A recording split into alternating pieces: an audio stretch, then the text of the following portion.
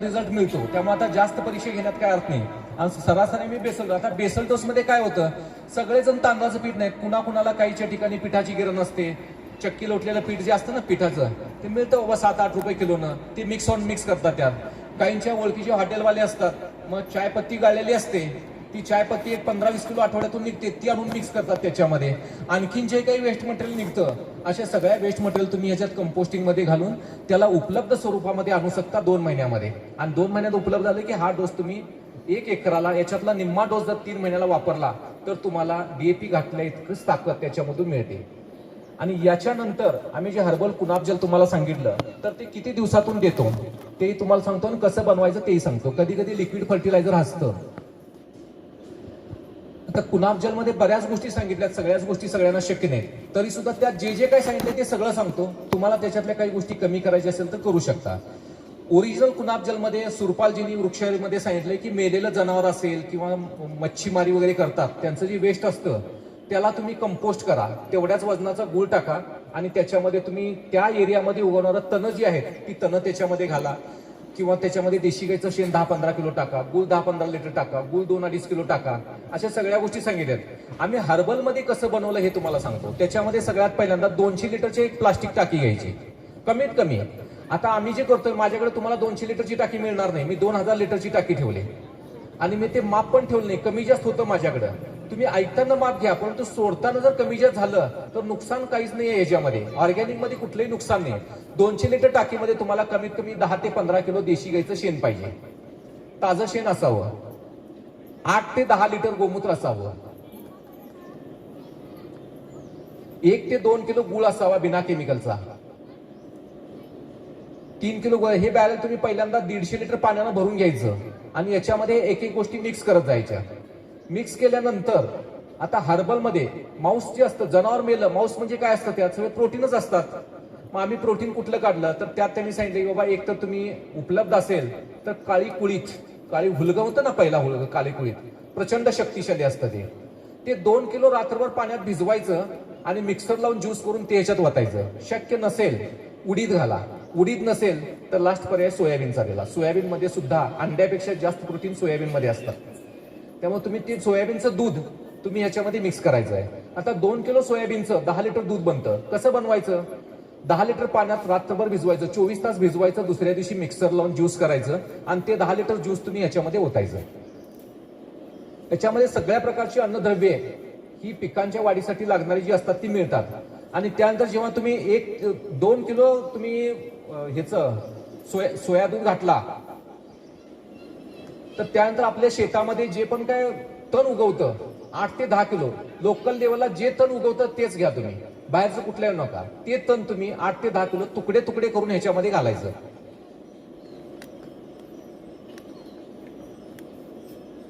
याच्यामध्ये 100 ते 125 gram 150 gram मीठ घालायचं.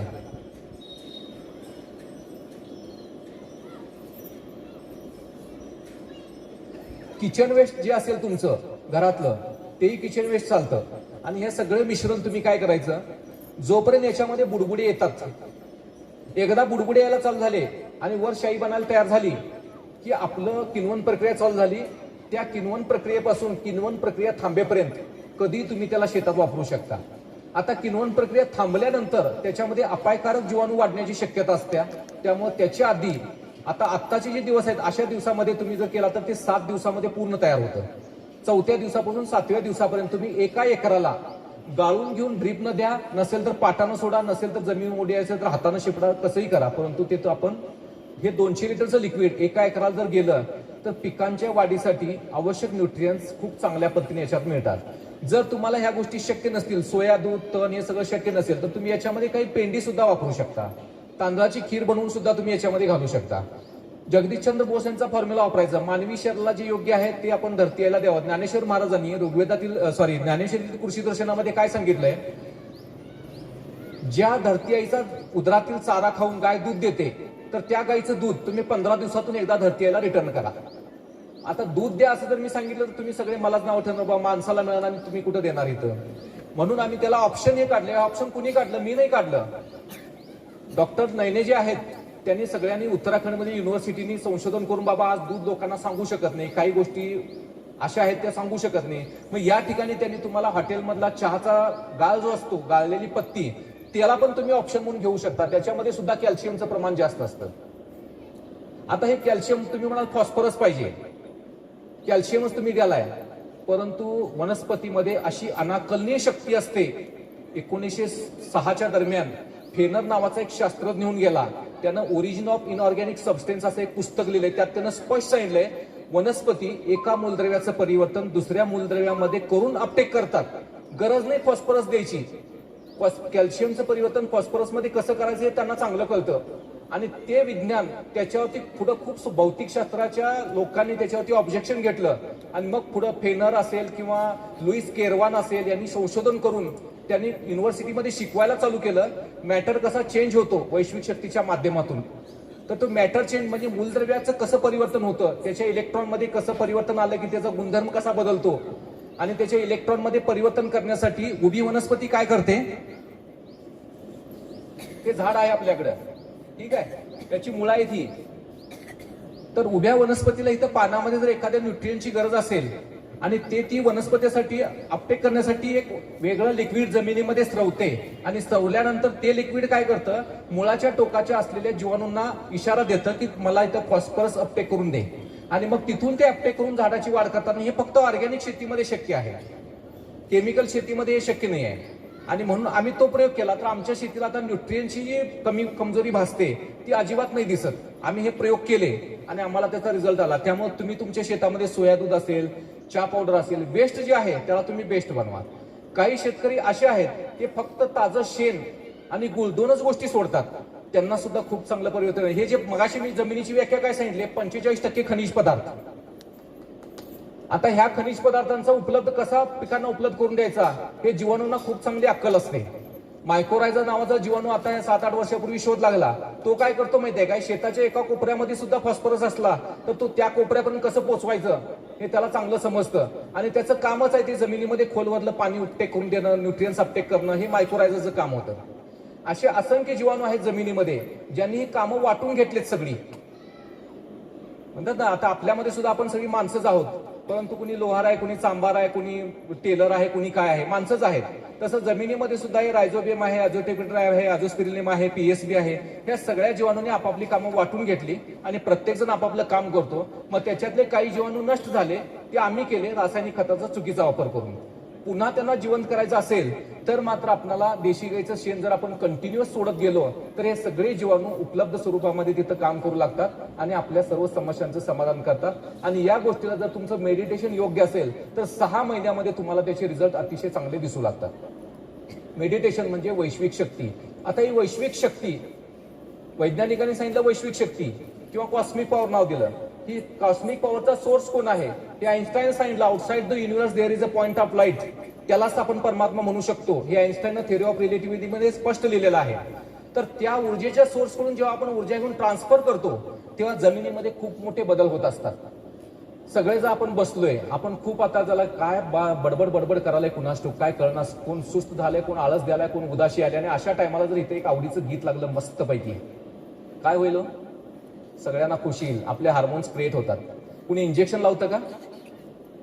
सेम तीच कंडिशन. जेव्हा ब्रह्मांडची ऊर्जा मिळते, वैश्विक शक्ती मिळते, तेव्हा जमिनीतल्या जीवाणूंची कार्यक्षमता वाढते आणि ते आपल्याला मेडिटेशनच्या माध्यमातून करायचं. आणि तेच परिणाम आपल्याला आज तुम्ही फक्त शेती शिकू नका, पहिल्यांदा स्वतःवरती प्रयोग करा. कुणाला बीपी असेल, कुणाला शुगर असेल, डायबिटीज असेल. आमच्याकडे कोल्हापूर FM डॉक्टर श्रीपाद काहळेकर म्हणून येत होते आणि त्यांनी आजही त्यांचा अनुभव आहे.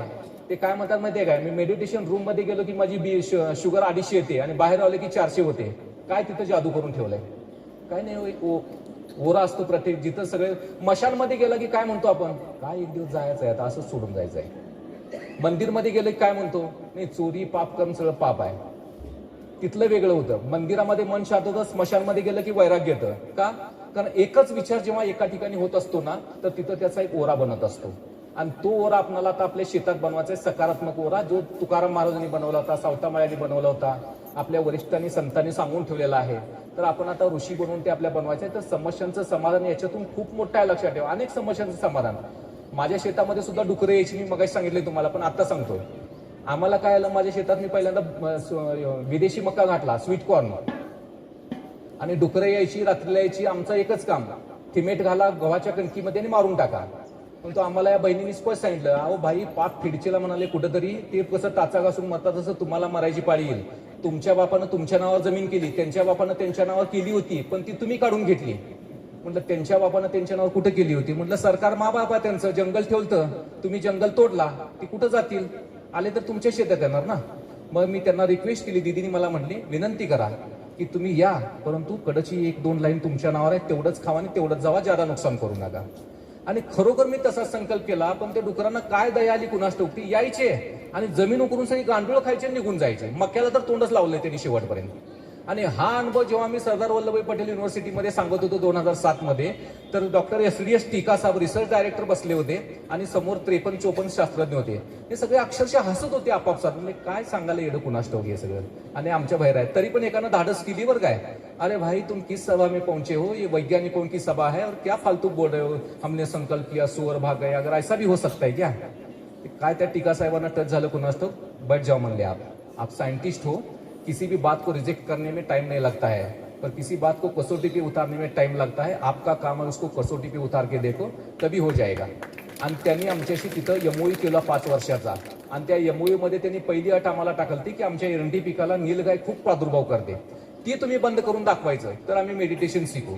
आम्ही उलटी अट घातली, ते तुम्ही करायचं आहे, आम्ही नाही. मॅनेजर तुम्ही आहे, तुमचं ऐकत, आमचं नाही ऐकत. आम्ही तर परदेशी लागलो, आमचं कोण ऐकणार? त्यांनी मेडिटेशन केलं, शिकलं कोर्स 1-2 दिवस आणि संकल्प केला, शेताच्या भोवतीनं चक्कर लावली आणि म्हणले किंवा तुम्हाला याच्या आतमध्ये यायचं नाही, कारण आम्ही इथं भगवानाची प्रत्यक्ष करणार आहे, तुम्हाला एंट्रीच नाही, तर इथनं आत यायचं नाही. तुम्ही चारी भोवतीनं चक्कर लावली. आणि योगायोगानं काय झालं बघा, त्या दिवशी 5-6 वाजता पाऊस पडला होता, संध्याकाळी वादळी पाऊस झाला होता. तिन्ही बाजूनं डुकरं आली होती अशी बॉर्डरपर्यंत, सॉरी नीलगाय, आणि तिन्ही बाजूनं परत गेली होती. ती आताच आली नाहीत. ते आता का आली नाही त्याचं कारण मलाही माहित नाही, त्यांनाही माहित नाही. तर त्यांनी ते व्हिडिओ काढून ठेवला. आणि वर्षा अखेरला त्यांचं जे सेमिनार होतं 7-8 युनिव्हर्सिटीचे सगळे लोक आले, त्यांना ते दाखवलं, व असं असं झालेलं आहे. कारण काय आम्हालाही माहित नाही, कारण त्यांच्याकडे उत्तर नव्हतं. संकल्प शक्तीचा काय प्रभाव होतो त्यांनाही माहित नव्हतं. तर ते सांगितल्यानंतर मग उत्तराखंडमधील पंतनगर युनिव्हर्सिटी जोडली आमच्याशी आणि बियावरती होणारे परिणाम त्यांनी शोधून काढले, जे मी तुम्हाला मगाशी सांगितलं. बघा संकल्पाचा किती मोठा परिणाम होता. असे किती आज सुद्धा टेलिपॅथीवरती खूप मोठं रिसर्च चालू आहे. एक व्यक्ती मुंबईमध्ये बसलाय, दुसरा व्यक्ती अमेरिकेत आहे, तर त्याच्याशी इथून संकल्प द्यायचे की त्याला कसे टच होतात याच्यावरती संशोधन चालू आहे. रेकीबद्दल कुणाकुणाला ऐकून माहिती आहे? रेकी ठराविक लोकांना माहिती. रेकीचं काय असतं माहितीये काय? एक डॉक्टर आहेत पुण्यामध्ये, ते सारखं काय तुम्ही येऊ नका आमच्याकडं, तुम्ही फक्त काय करा, एकदा येऊन मला सगळं सांगून जावा तब्येत, आणि दुसऱ्यांदा तुम्ही तुमच्या घरामध्ये जिथं बसताय त्याचे फोटो काढून पाठवा मला. आणि त्यावेळेत तुम्ही त्याच खुर्चीवर तिथंच बसायचं, मी तुम्हाला इथून पॉझिटिव्ह एनर्जी ट्रान्सफर करतो. आणि ते डॉक्टर पुण्यातून त्या पेशंटला एनर्जी ट्रान्सफर करतात त्या वेळेमध्ये, आणि त्याच्या शरीरामध्ये असलेली डिस्क्वालिफाईड ऊर्जा जी असते ती डिस्ट्रॉय करतात विचारांच्या माध्यमातून. म्हणजे अशुद्ध ऊर्जेला नष्ट करतात त्यांच्या शुद्ध ऊर्जेच्या माध्यमातून. आणि हे प्रयोग सक्सेस झालेले आहेत. मग एखाद्या शरीरातली अशुद्ध ऊर्जा जर नष्ट करू शकते, तर का मी माझ्या शेताला एक असा ओरा बनवू शकत नाही की जिथं भले जंगली प्राणी येऊ देत, परंतु त्यांना आवश्यक आहे तेवढं डुक्कर काय करतो, खातं खूप कमी आणि नुकसान खूप जास्त करतं. त्यामुळे असे संकल्प आपल्याला करायचा नाही. ती वेळ आता आलेली आहे. आपण प्रकृतीला नावं ठेवतो. कधी प्रकृतीची माफी मागितली का आपण? काय असं तू नुकसान, काय असा त्रास देतेस तू आम्हाला? लगेच सरकार पुढे हात, आम्हाला मदत. परंतु एक वेळ प्रकृतीची माफी बघा, शेजाराच्या शेतात सगळं नष्ट होईल पण तुमचं कधी नष्ट होणार नाही, कारण तुम्हाला प्रकृती साथ देईल. तिथं जो करेगा सो पाएगा. आणि हेच प्रयोग आपल्याला योगिक शेतीच्या माध्यमातून करायचा आहे. आणि सर्व धर्मशास्त्रामध्ये ईश्वराने एक वचन दिलंय, जेव्हा जेव्हा या सृष्टीवरती धर्माची, पापाची, भ्रष्टाचाराची अति होते आणि कोणताही व्यक्ती याला रोखू शकत नाही, अशा वेळी मी स्वतः या सृष्टीवरती येतो आणि अनेकतेचा विनाश करून एकतेची स्थापना करतो, जिथं माणूस माणसाशी मानवाप्रमाणे व्यवहार करेल. आणि त्याला दैवी दुनिया म्हटलेलं आहे. आणि शाळेत आपण हेच शिकलो, आमचा भारत स्वर्ग होता, सोन्याचे महल होते, देवतांचं राज्य होतं. आपण देवताचे वंशज आहे म्हणतो. आमचं कुलदैवत ते आहे, म्हणजे त्या कुळातले आपण आहोत म्हणतो. म्हणजे आपले वंशज देवता होत्या. देवता म्हणजे काय? देणारे, शुभ भावनावाले. आपण मात्र काळाच्या ओघामध्ये देवता बनलो. आता आपल्याला पुन्हा त्या देण्याची भावनेनं आपण जर संकल्प केला, तर आपल्या शेतामध्ये असे खूप चांगले परिणाम आपल्याला पाहायला मिळतात. आमचा एक ग्रुप आहे याच्यामध्ये, तर त्याच्यामध्ये जळगावचे एक तहसीलदार होते विलास सानेरजी म्हणून, आणि औरंगाबादचे दत्तात्रय खोजे वगैरे. आम्ही एक टेलिग्रामचा ग्रुप बनवला आहे. साधारण 10,000 लोकांचा ग्रुप आहे आमचा. तर त्याच्यात 2 भाग आहेत, एक विषमुक्त शेती आणि एक नैसर्गिक शेती.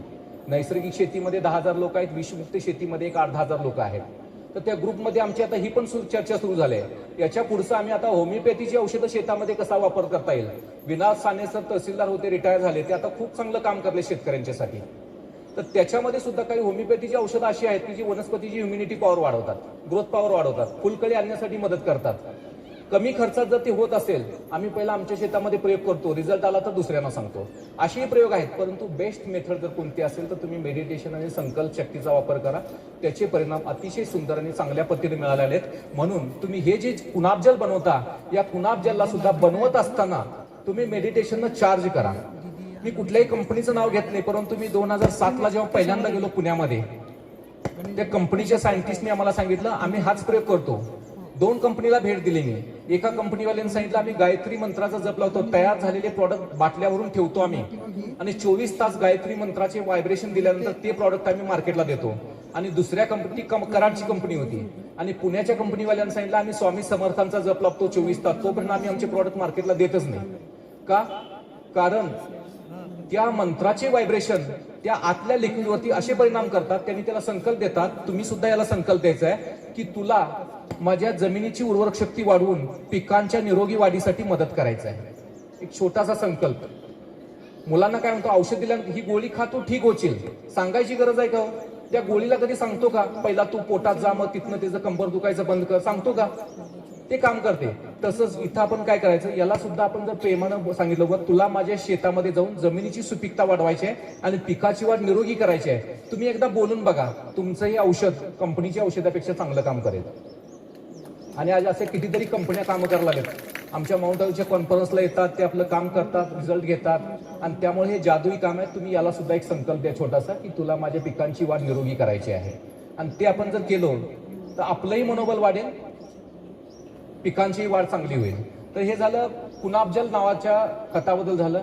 याच्यामध्येच जर तुम्हाला निंबोळी पेंट वगैरे काय टाकायचं, बेसल डोस करायचा नसेल तर तुम्ही ह्या तण जे आहेत या तणामध्ये तुम्ही 2 किलो लिंबोळीची पानं, 1 किलो करंजीचं पान, 2 किलो धतुऱ्याचं पान जर तुम्ही याच्यामध्ये मिक्स केला तर तुम्हाला सगळ्या प्रकारची कीड थांबवण्याचं काम हे करतात.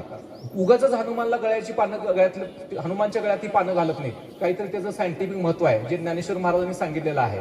त्याचा अभ्यास करा तुम्ही आणि मग ती पानं वापरून बघा, तुम्हाला रिझल्ट मिळेल. आज मार्केटमधलं कोरॅजिन तुम्ही विकत आणा आणि जमिनीत हुमणी उदयी वाळवी झालेल्या एकीकडे ते कोरॅजिन सोडा आणि एकीकडं 2 किलो रुईची पानं हिरव्या कांड्या असलेलं कांड्यासहित घ्या, 6 लिटर पाण्यात टाकून उकळायचं निम्म होईपर्यंत आणि ते 3 लिटर पाणी पाहिजे तेवढ्या पाण्यात मिक्स करून एका एकराला तुम्ही द्यायचं पाण्यातनं.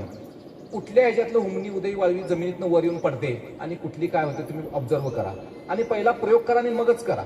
सांगितलेलं कुठली गोष्ट डायरेक्ट करू नका. तुम्ही एकीकडे रुईच्या पानाचं करा, एकीकडे कोरॅजिनचं करा, तुम्हाला रिझल्ट कोणता मिळतो बघा. आणि असे प्रयोग आपण करत जायचं. मी आज तुम्हाला रुईचं सांगितलं, याच्यापेक्षा चांगलं कुठलं तुम्हाला माहिती असेल तर ते तुम्ही आम्हाला सांगा, आम्ही त्याचा प्रसार करू वापरून. पण ते सांगत चला तुम्ही. ज्यावेळी तुम्ही इतरांना सांगताय ना तर तुमची बुद्धी दिव्य बनते आणि एखादी गोष्ट न सांगता तुम्ही झाकून ठेवताय, नाही याचा फायदा फक्त मलाच पाहिजे, मी कुणाला सांगणार नाही, माझ्याशी कुणीच फायदा घेऊन ये, तर तिथं आपली बुद्धी सडते आणि सडली की मग पुरा कामात जातात ते. त्यामुळे ज्ञानेश्वर महाराजांनी काय सांगितलं, जे जे आपणासी ठावे ते इतरांना सांगावे. सांगत चला तुम्ही. आम्ही याच्यातूनच शिकलो, ज्यांना ज्यांना सांगत गेलो त्यांच्याकडून शिकलो म्हणून इथंपर्यंत आलो. तर तुम्ही कुणाबजल वापरण्याची जी पद्धत आहे ती शिका. या व्यतिरिक्त समजा अचानक पाऊस जोराचा पडला, पानं तुमची निस्तेज झाली, पिवळी पडली, युरिया घालावं असं वाटतंय, बाबा युरियाशिवाय कलर उठणारच नाही याचा, नॅचरल युरिया करा तुम्ही. मी युरिया नाव देतो पण ते युरिया नाही, पण युरियापेक्षा चांगलं काम करतं. 5 लिटर दुधापासून दही बनवायचं आणि त्याचं 20 लिटर ताक बनतं दह्यापासून. ठीक आहे. आता मला पाहिजे 20 लिटर ताक, मग मी 5 लिटर दूध का सांगितलं, कारण काही लोक 1 लिटर दुधाच्या दह्यापासूनच 20 लिटर बनवतात, त्याचा रिझल्ट नाही येत. मग 5 लिटर दुधापासून जर 20 लिटर ताक बनलं तर त्या 20 लिटर ताकामध्ये तुम्ही 10 लिटर देशी गाईचं गोमूत्र घालायचं, 2 दिवस ठेवायचं. तिसऱ्या दिवशी 2 किलो गुळ घालायचा. 4थ्या दिवशीपासून 10व्या दिवसापर्यंत तुम्ही त्याच्यामध्ये ह्युमस असतो, नायट्रोजनचं प्रमाण असतं. एका एकराला तुम्ही कसंही द्या, पाण्यासोबत द्या गाळून घेऊन किंवा जमीन ओली असताना ओतून द्या. 3ऱ्या-4थ्या दिवशी तुम्हाला तुमच्या पिकांचा नायट्रोजनची कमतरता असेल तर ती पिकं हिरवीगार दिसू लागतील. नॅचरल युरिया या आणि याच्यामुळे नुकसान नाही आहे कुठलं, लक्षात ठेवा. पण जर कलर निस्तेज असेल तरच द्या. निस्तेज नसताना सुद्धा जर तुम्ही दिला आणि पानामध्ये जर नायट्रोजनचं प्रमाण वाढलं तर मात्र तिथं मग मिलीबग रस शोषणाऱ्या किडींचा प्रादुर्भाव वाढू लागतो. आणि त्यामुळे गरज नसताना देऊ नका. गरज आहे असं वाटलं किंवा त्याचं प्रमाण कमी करू शकता, जास्त करू शकता, या पद्धतीने तुम्ही देऊन बघा. युरिया झाला. आता कधी कधी काय होतं, अचानक पाऊस पडलेला आहे, मग आपण अमिनो ऍसिड वगैरे विकत आणतो, स्प्रे करतो, किंवा त्याला आम्ही नॅचरल फॉस्फरस सुद्धा म्हणतो आम्ही. ऍक्च्युली तो फॉस्फरस नाही, परंतु शेतकऱ्यांचा विश्वास वाढावा म्हणून आम्ही त्याला नॅचरल फॉस्फरस नाव दिलं. काय करायचं, सिंपली फक्त 5 किलो सोयाबीन 25 लिटर पाण्यात भिजवायचं. 24 तासानंतर त्याला मिक्सर लावून दूध बनवायचं. 25 लिटर दूध तयार झालं. 5 किलो गुळ घालायचा त्यात, देशी गुळ आपला, बिना केमिकलचा. आणि ते तुम्ही 10 दिवस त्याचं तोंड पॅक करून ठेवायचं. सकाळ संध्याकाळी उघडून हलवायचं, पुन्हा पॅक करायचं, एअरटाईट करायचं. 10 दिवसानंतर तुम्ही त्याला एका एकरासाठी पाण्यातून द्या, कसंही द्या, कसंही द्या. त्याच्यामध्ये अमिनो ऍसिड तयार असतात, बाकी सगळे न्यूट्रियन्स उपलब्ध स्वरूपामध्ये असतात, जे घालता क्षणी तुम्हाला वाटेल की बाबा मी डीएपी टाकलं काय, एफको टाकला, काय टाकला माहित नाही, परंतु पिकांना कलर आणि त्याची वाढ चांगली आली. त्यामुळे तुम्ही तोही एक प्रयोग छोटासा करून बघा. आणि तुम्ही म्हणाला बाबा सोयाबीन मिळत नाही, 100 रुपये किलो महाग आहे, मग मगाशी कर्माची गुळी ती का सांगितली हो? ज्या धरतीनं एवढं पालन पोषण करून आपल्यासाठी एवढं वाढवलं आणि तिला जर मी आज 5 किलो सोयाबीनचं दूध देणार नसेल तर काय लायकी राहिली माझी? अजून मी तिला विषच घालायचं, किती दिवस विष घालायचं हे शेवटी? कुठंतरी भावनिक व्हा आणि स्वतःसाठी लागणारा अर्धा एकर करा. आत्ता सुद्धा येऊन बघायचं. मी घरी नसल्यामुळं परवा माझी फार्मर्स प्रोड्युसर कंपनी होती, आम्ही सगळं ऑर्गॅनिक प्रॉडक्ट करून होम डिलिव्हरी देत होतो. आता मी जास्त बाहेर जात असल्यामुळे मी सगळं ऊस आणि अॅग्रो फॉरेस्ट्री केली आणि तिथं माझ्या शेतामध्ये तुम्हाला 10 वांग्याची झाडं मिळतील, 10 टोमॅटो झाडं मिळतील. मंडप घातलाय छोटंसं, त्याच्यावरती 2 कारली आहेत, 2 लौकीची वेल आहेत, घरासाठी भेंडी आहे, गवारी आहे, पत्तागोबी आहे, घाटगोबी आहे. आता मी ब्रोकोलीचं बी आणलंय, ब्रोकोली सुद्धा लावायचं आहे. हे सगळं घराला लागण्यासाठी थोडं थोडं करा. आणि सगळ्यात बेस्ट वे एकच करायचं आहे ना, शेजाऱ्याशी एकी करा. तू फ्लावर कर, मी कोबीज करतो, तू टोमॅटो कर, मी वांगी करतो. आणि हे संघटन तुम्ही वाढवा. संघटनाशिवाय भविष्यात शेतीच नाही मुळात. किती पण प्रयत्न करा तुम्ही. आणि म्हटलं ना संघटन कसं आहे, संघटनावरती सुद्धा खूप मोठं संशोधन झालंय बरं. कलियुगाच्या अंताला 2014 मध्ये एक संशोधन झालंय, तुम्हाला सांगतो मी. अन्नाचं महत्व मानवी मनावर काय होतं. ॲग्रोवनला एक बातमी आली होती. चीनचे एक सायंटिस्ट आहेत, थॉमस तामहेल्म त्यांचं नाव, थॉमस तामहेल्म. ठीक आहे. त्यांनी काय केलं तर उत्तर चीन आणि दक्षिण चीन 2 भाग केले. उत्तर चीनमध्ये गव्हाची उत्पादन जास्त होतं, दक्षिण चीनमध्ये भाताचं उत्पादन जास्त होतं. दक्षिण चीनमध्ये जे भात शेती होती ना, तर मॅन पॉवरनं करायची. सगळे शेतकरी एकत्र येऊन गुण्या गोविंदानं शेती पिकवायची, आपापसामध्ये स्नेहप्रेम होतं. आणि दक्षिण चीनमध्ये साधन सुविधा वाढल्यामुळे ते शेतकरी कुणावरच निर्भर नव्हता, तो आपापल्या घमेंडीमध्ये असायचा, मला कुणाची गरज नाही. त्यानं प्रयोग काय केले, उत्तर चीन मधला गहू समाजामधल्या अशा लोकांना खायला दिला की जे आपापसामध्ये खूप प्रेमानं वागतात. आणि दक्षिण चीनमधला भात त्यांना अशा लोकांना खाऊ दिला जे आपापसामध्ये ईर्ष्या वैर निर्माण करतात. आफ्रिकेमध्येही केलं. आणि 2014ची गोष्ट आहे, लांबचं कुठं सांगालोय मी तुम्हाला. तुम्ही बघा, जे रिसर्च करून बघा तुम्ही. तर ज्या समूह आपापसामध्ये प्रेमानं राहायचा त्यांच्यामध्ये ईर्ष्या, घृणा, नफरत वाढत गेली थोड्या दिवसानं. कुणाचं खाल्लं होतं? उत्तर चायनावाल्या गव्हाचं खाल्लं होतं, ज्याला अहंकार होता. आणि जे लोक भांडायचे आपापसात ते एकत्र आले का? कारण गुन्ह्या गोविंदानं पिकवणारा खाल्ला, त्याचं खाल्लं म्हणून ते आपापसामध्ये ईर्ष्यावर विसरून एकत्र झाले. मग समाजामध्ये जे चाललंय ना, हे सगळं शेतकरी मिटवू शकतो. मगाशी मी बोललो ना, शेतकरी सगळ्या समस्यांचं समाधान करू शकतो. मग आपण सुद्धा युनिटीमध्ये येऊया. सगळं मी करत असलो तरी पण तुम्ही काय करा, अरे यार तुम करू ना पत्ता गोबी, मैं करता हूं फुलगोबी. आणि वाटून बघा तुम्ही, आपापसामध्ये प्रेम राहील, स्नेह राहील, संघटन होईल. संकटाच्या वेळी असे शेतकरी शेजारी मित्र कामाला येतात. संघटनापासून आपण बाजूला होत चाललोय आणि ईश्वर पुन्हा संघटन बनवू शकतो. आणि सरकारचे सुद्धा खूप मोठे प्रयत्न आहेत. क्लस्टर बनवायचं कारण एकच आहे, कुठेतरी शेतकरी एकत्र येऊ द्यात, संघटनामध्ये काम करू द्यात, व्हॅल्यू ॲडिशन मिळू दे. म्हणजे सरकारचे जे प्रयत्न आहेत त्याच्या पाठीमागे सुद्धा कारण हेच आहे. याचे फायदे अनेक आहेत. सरकार तुम्हाला सगळ्या गोष्टी क्लिअर करून नाही सांगणार हे, परंतु तुम्ही संघटनमध्ये येऊन बघा, खूप मोठा फायदा आहे तुम्हाला याचा. आता आमचं भरूचला एक संघटन होतं. संघटनामध्ये खूप नाबार्डचे अधिकारी होते, उपमहाप्रबंधक होते मुंबईला, राजेश दवे म्हणून. ते आपल्या ब्रह्माकुमारीशी जुडलेले. त्यांनी शेतकऱ्यांचा एवढा फायदा केला. भेंडी तर तुम्ही भेंडी करा म्हटले, भेंडीचं बी तुम्हाला कसं मिळतंय, तर त्यात त्यांनी तुम्हाला सांगतो 35% रेट डिस्काउंट मधून त्यांना त्या शेतकऱ्यांना जागेवरती मिळवून दिला. औषध कंपनीला बोलवलं, आमचा एवढा क्लस्टर आहे, आम्ही 700 एकर भेंडी करतो, आम्हाला तुम्ही औषध काय दराने देणार? अहो, जिथं 800 रुपये लिटर मिळणारे औषध 350 रुपये लिटरने मिळाले. फायदा कुणाचा झाला? शेतकऱ्यांचा झाला ना. त्यामुळे आपण सुद्धा संघटनेमध्ये येऊया. आता लांबचं सांगत नाही, आमचा जे शेतकरी आहे नांदेडमध्ये भगवानबाई इंगोले, त्यांना यावर्षी कृषीभूषण पुरस्कार दिला. त्यांची खासियत सांगतो तुम्हाला. साधारण शेतकरी, परंतु जसं ते ब्रह्मकुमारी विद्यालयात आले त्यांच्या मनामध्ये प्रेमभाव नेला. मला जे माहिती आहे ते इतरांनाही सांगावं. तर त्यांनी पहिल्या वर्षी काय केलं, Om Shanti organic farmers producer company स्थापन केली. आणि त्या कंपनीत त्यांनी काय केलं, शेतकऱ्यांचे सगळे मटेरियल जे असायचे ते घेऊन त्यांनी विक्रीसाठी चालू केले. बाबा जे मिळेल ते तू घे, आज मी जाणार भाऊ, मला सवड नाही, उद्या मला वेळ नाही, उद्या तू जायचं, माझंही मटेरियल तोच ऐकला, त्याचंही मटेरियल तोच ऐकला. सुरुवातीला काही भाव आले, बाबा ह्याचं कमी निघलं म्हणून सांगून 2 पैसे खिशात घालूया. पण ज्यावेळी कर्माच्या गुईगतीचा क्लास झाला ना, जो करेल तो भरेल, सगळे आपापले पैसे ओरिजिनल पदरचा रुपया घालून समोर ठेवले त्यांनी. एवढं झालंय, वाटून घ्या कसं घेता घ्या. कर्माच्या गुईगतीला भ्यावं, बाकी कुणाला भेऊ नका. जगात कुणाला भ्यायच नाही, कुणी राक्षस नाही, खात नाही, पण कर्माची गुईगती लय वाईट असते, तिला भ्या आणि सच्चाईनं वागा. आणि तो फार्मर्स प्रोड्युसर कंपनी एवढ्या पुढे त्यांना सरकारनं ट्रॅक्टर दिलं परवा एक.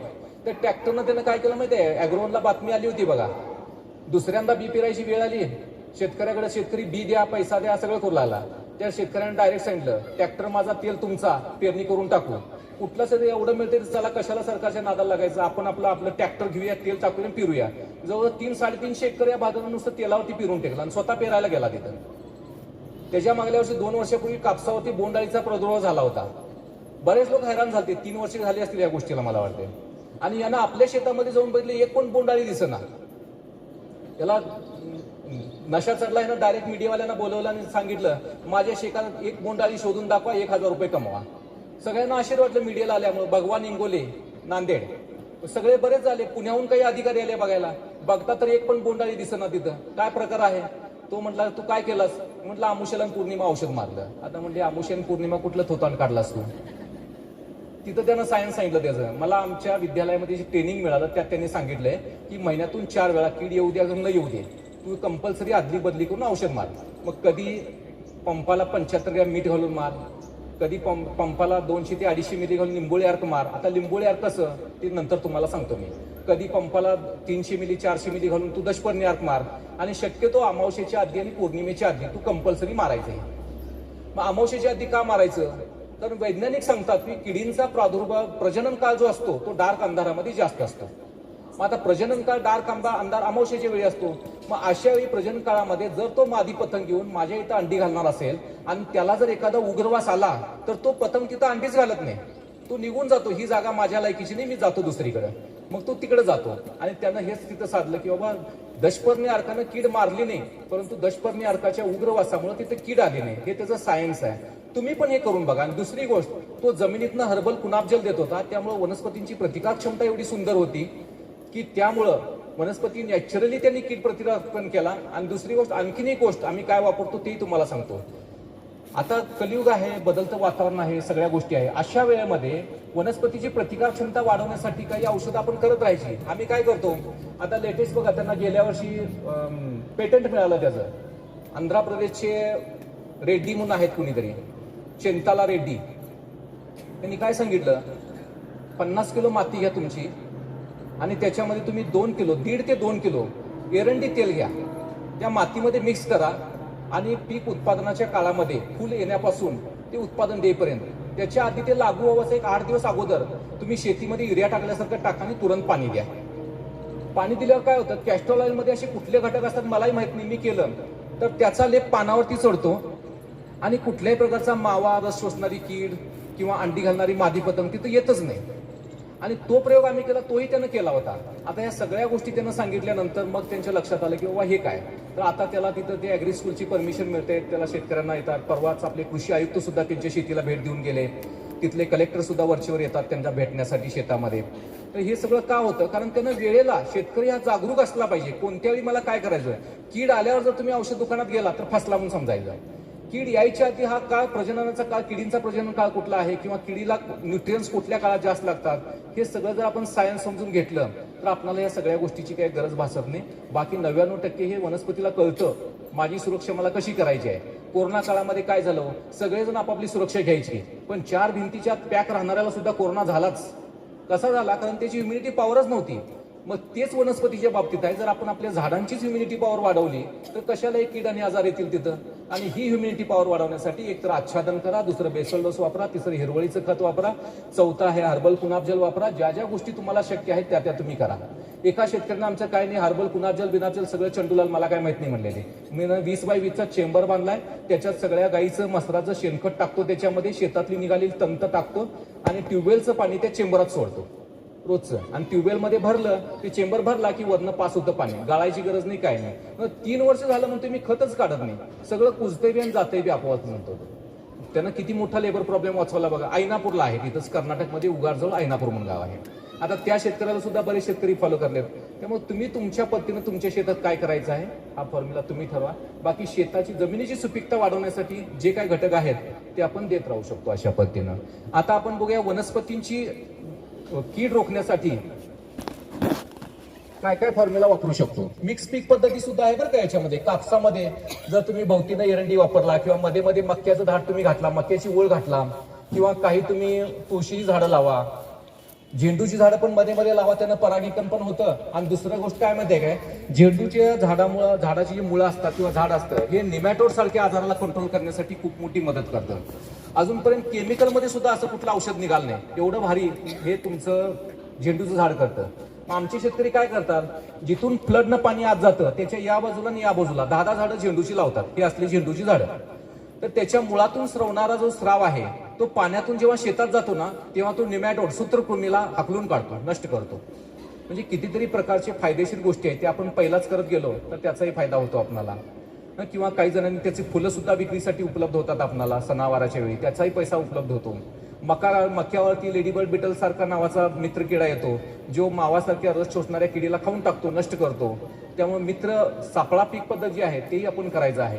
बांधाकडनं जर तुम्ही एरंडी असेल, तीळ असेल तर याच्यावरती सुद्धा बुरशीजन्य आजार आला तर पहिला तो तिळ्यावरती येतो. तिळाची पानं पांढरट दिसली की पावडरी मिल्ड्यू आला म्हणायचं, मग त्याला तुम्ही साधं चुन्याचं पाणी मारा किंवा शेवग्याच्या पानाचं अर्क मारा. अशा काही गोष्टी आता तुम्ही हे जे ज्ञान सांगतो हे वरवरनं गेलं तर जाऊ दे, फक्त नंतर तुम्ही कुणाकुणाला करायचं आहे तेवढा हात वर करा. त्यांच्या शेतामध्ये येऊन आम्ही त्यांना मार्गदर्शन करणार आहे. कारण आता हे जे काय एक तुमच्या मनातलं एक अशुद्धी काढून टाकण्यासाठी आहे. पण जर तुम्हाला खरोखर मला असं करायचं आहे वाटलं तर पुढचं मार्गदर्शन तुमच्या बांधावरती असेल, बांधावरती नाही शेतात, आणि ते आम्ही तुम्हाला सक्सेस करून दाखवणार. आणि जेव्हा तुम्ही पण अट एकच आहे याच्यामध्ये, जे तुम्ही शिकणार आहे ते तुमच्या शेजाऱ्याला तुम्हाला शिकवावं लागेल.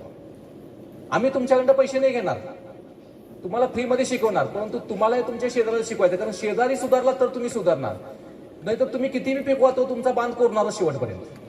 त्यामुळे त्याला कसं सुधरवायचं यासाठी तुम्ही तुमची माहिती त्याला देत राहिलं पाहिजे. तर पुढचा आमचा प्रोग्राम जो असणार आहे तो त्या पद्धतीने असणार. आता पीक सुरक्षा कशी, तर दशपर्णी अर्क जो आहे, दशपर्णी अर्कामध्ये सुद्धा असंच एक भांडं घ्यायचं. याच्यामध्ये तुम्ही काय करायचं, पहिल्या दिवशी काय करायचं, 2 ते 2.5 किलो किंवा 1 पू देशी गायचा शेण 2 किलो घालायचं आणि 2 किलो गुळ घालायचा याच्यामध्ये, 1 ते 2 किलो. 48 तासानंतर याच्यात जीवाणू पसरतात आणि मग त्याच्यात काय घालायचं, 1 किलो हिरव्या मिरचीची चटणी, 1 किलो आल्याची चटणी, अर्धा किलो हळद, 2 किलो झेंडूची झाडं मुळासहित उपडून तुकडे करून टाकायचं आणि अर्धा किलो तुळशीची पानं. 5 गोष्टी मी सांगितल्या, हे सगळं याच्यात घालायचं आणि 2 दिवस थांबायचं. 2 दिवस थांबल्यानंतर म्हणजे टोटल ते 2 हे 2 5 4 दिवस गेले. 4 दिवसानंतर तुम्ही 2-2.5 किलो लिंबाची पानं घाला, करंजीची पानं घाला, निरगुडीची पानं घाला, कनेरची पानं घाला, एरंडीची पानं घाला, बेलाची पानं घाला, परत पपयाची पानं घाला, शेवग्याची पानं घाला, सीताफळाची पानं घाला. तर ही एक अर्धा प्रकारची पानं 2-2 किलो तुम्ही घालायचं आणि 1 महिना ह्याला एअरटाईट करायचं, सावलीत ठेवायचं आणि सकाळ संध्याकाळ हलवायचं. एअरटाईट का करायचं, कारण समजा त्या काळामध्ये जर डास किंवा एखादा पतंग जाऊन त्यात अंडी टाकला तर आळ्या होतात आणि आळ्या झाल्या की आपण म्हणतो ती खराब होतं.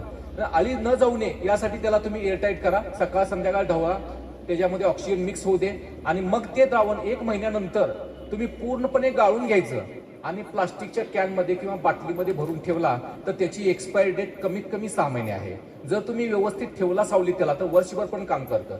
आणि हे औषध तुम्ही पंपाला 200 मिली पासून 500 मिली पर्यंत 15 लिटरमध्ये मिक्स करून स्प्रे करू शकता. फवारणीची वेळ सांगतो तुम्हाला, सकाळी किंवा संध्याकाळीच करा, कडक उन्हात करू नका तुम्ही. कडक उन्हात कुठलंही तुम्ही औषध करा त्याचा रिझल्ट खूप कमी मिळतो, मग ते केमिकल असू दे किंवा सेंद्रिय असू दे.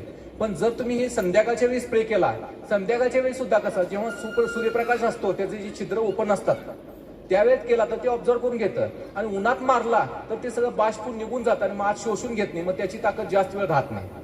आणि ते जेव्हा त्याच्यावर स्प्रे करतात तर ते पानामध्ये एक ह्युमिनिटी पॉवर तयार होते. हे पेस्ट डिसीज कंट्रोलसाठी सगळं मदत करतं. हळद आहे पेस्ट डिसीज कंट्रोल, अद्रक आहे डिसीज कंट्रोल, पेस्ट डिसीज दोन्ही कंट्रोल करतं. शेवगा जो आहे तो फक्त डिसीज कंट्रोल करतो किंवा कॅल्शियम फॉस्फरस उपलब्धी करून देतो. लिंबाची पानं आहेत, चटणी आहे, झेंडूची पानं आहेत, हे सगळे पेस्ट कंट्रोल करण्यासाठी मदत होते. प्रत्येकाची विशेषता वेगळी आहे, त्यामुळे तुम्ही अशा पद्धतीचं हे बनवून ठेवा. एक तर हे, आणि अदली बदलीसाठी दुसरं काय बनवायचं, मेच्या एंडला किंवा जूनच्या पहिल्या आठवड्यात लिंबोळीच्या बिया खाली पडतात, तर त्या बिया गोळा करून ठेवायचं. त्याला कुठून पावडर बनायची किंवा मिक्सर लावून पावडर बनवा, शक्यतो कुठून बनवा तुम्ही. आणि ते 1 ते 2 किलो बिया 10 लिटर गोमूत्रात मिक्स करून ठेवायची आणि 1 किलो हिरव्या तिखट मिरचीची चटणी त्याच्यावर घालायची, चटणी करून. 2च फक्त, ज्यादा नाही. 10 दिवस त्याला ढवळा हलवा, 10 दिवसानंतर गाळून ठेवा. आणि गाळून ठेवल्यानंतर त्यातलं सुद्धा तुम्ही 200 मिली पासून 400 मिली पर्यंत पंपाला वापरायचं. आणि आदली बदली एकदा हे वापरला, एकदा ते वापरा. तिसऱ्यांदा तुम्ही मिठाची फवारणी करून घ्या. चौथ्यांदा तुम्ही साधं आणखीन कुठलं औषध, आपल्याकडे तुळशीच्या पानाचा अर्क असेल किंवा आणखीन काय असेल, बऱ्याच गोष्टी आहेत, याचा वापरा. किंवा आदली बदली 2 करा तुम्ही, 2 सुद्धा सफिशियंट आहे. आणि हे जेव्हा तुम्ही करता तेव्हा त्या पिकांची सुरक्षितता वाढते. तिसरी गोष्ट, केवळ बुरशीजन्य आजार वाढले, फक्त देशी गाईचं ताक 1 लिटर घ्यायचं, त्याचं दही बनवायचं मातीच्या मडक्यात. आणि त्या मातीच्या मडक्यामध्ये एक तांब्याची तार पुरून ठेवायची, जी किमान वर 1 इंचभर उघडी असावी. अशी तार असेल, चमचा असेल, त्याच्यामध्ये घालायचं. आणि ते 10 दिवस त्याला तोंड बांधून सावलीमध्ये पॅक ठेवायचं. वर त्याला हिरवट कलर येतो, कॉपर ऑक्सिक्लोराईड म्हणायचं त्याला. आणि ते काय करायचं, त्याच्यामध्ये 3 पटीनं पाणी, म्हणजे तुमचं 4 लिटर ताक झालं. आता ह्या ताकातलं 100 ते 200 मिली ताक पंपाला घालून, जर बुरशीजन्य आजार कुठला येतो त्या आजारावरती जर तुम्ही स्प्रे केलं तर बुरशीजन्य आजाराला आणि पेस्टला कंट्रोल करण्यासाठी सुद्धा हे खूप सुंदर औषध आहे. आणि हे ज्ञानेश्वरीतील ऋग्वेदामध्ये तांब्याचं नाही लिहिलं, पण त्यांनी फक्त ताकाचं लिहिलंय. आजच्या वैज्ञानिकांनी त्याला संशोधन करून सांगितलं की बाबा थोडं ह्याच्यामध्ये तांबा टाकला तर कळतं, कॉपर ऑक्सिक्लोराईड होतं, आणखीन फायदा मिळतो. आम्ही त्यांचंही ऐकलं, त्यालाही घेतलं. तुमच्या ग्रुपमध्ये कोण अशी शेती करत असेल, तुमचं काही वेगळं ज्ञान असेल तर ते तुम्ही शेअर करा, आपण त्यालाही वापरूया. कारण आपल्याला सर्वांच्या पद्धतीनं सर्वांचं जीवन बदलायचं आहे, एकाचं कुणाचं नाही बदलायचं. आणि त्यामुळे अशी जी पिकाचं संरक्षण करणारी जी औषधं आहेत ती तुम्ही वेळच्या वेळी आता विचारा. हे तुम्ही तयार ठेवला ना, ऐनवेळी तुम्ही फोन करा, माझी मिरची या स्टेजला आहे, मी किती औषध वापरू शकतो, त्यावेळी मी तुम्हाला सांगेन. ते आज असं सांगितलं बाबा मिरचीला किती, टोमॅटोला किती आणि दाणं भरताना सोयाबीनला किती, तर ते लक्षात राहत नाही आपल्या. त्यामुळे तुम्ही कम्युनिकेशन मध्ये राहा आणि विचारला तर त्यावेळी जे तुम्ही कराल ते तुमच्या बुद्धीत फिट होतं. आज विचारलं तर आज ते बुद्धीत फिट होणार नाही, पण त्यावेळी बुद्धीत फिट होईल. आणि त्यानंतर तुम्ही इतरांना सांगत चालला तर आणखीन वाढत जाईल. आता यापेक्षा आणखीन काय वेगळं पाहिजे तुम्हाला? आहे तसा खूप मोठा खजाना, पण थोडं ओव्हर होण्यापेक्षा आपलं आता, पण आपला का, कारण आपल्याला आता कम्युनिकेशन मध्ये राहायचं आहे. आणि एकदा काही इथं येऊन ज्ञान दिलं आणि सोडून गेलं आणि बोललेलं नाही पाळलं, तुम्ही काय म्हणणार, मला कोणच नाव ठेवणार नाही. हो, ते ब्रह्मकुमारीवाले सगळे खोटंच बोलतात, येतात सांगतात आणि काय करतच नाही. असं व्हायला नाही. चूक झाली तर तुमची होऊ दे, आम्हाला नका. विचारला नाही तर तुम्ही विचारलं नाही असे होऊ दे, पण तुम्ही विचारा, आम्ही सांगितलं नाही असं झालं तर मात्र आमची चूक असेल ती. त्यामुळे तुम्ही कम्युनिकेशन सगळ्यात पहिल्यांदा मेडिटेशन शिका, घरामध्ये बसून मेडिटेशन करा. मी तुम्हाला आता 2 मिनिटासाठी मेडिटेशन करून घेणार आहे की कसं इथं बसून शेतात जायचं, कसं पिकांशी बोलायचं, कसं बोलायचं. एक 2 मिनिटं मी करून घेणार आहे. करून घेऊ की तुम्हाला काय विचारायचं आहे?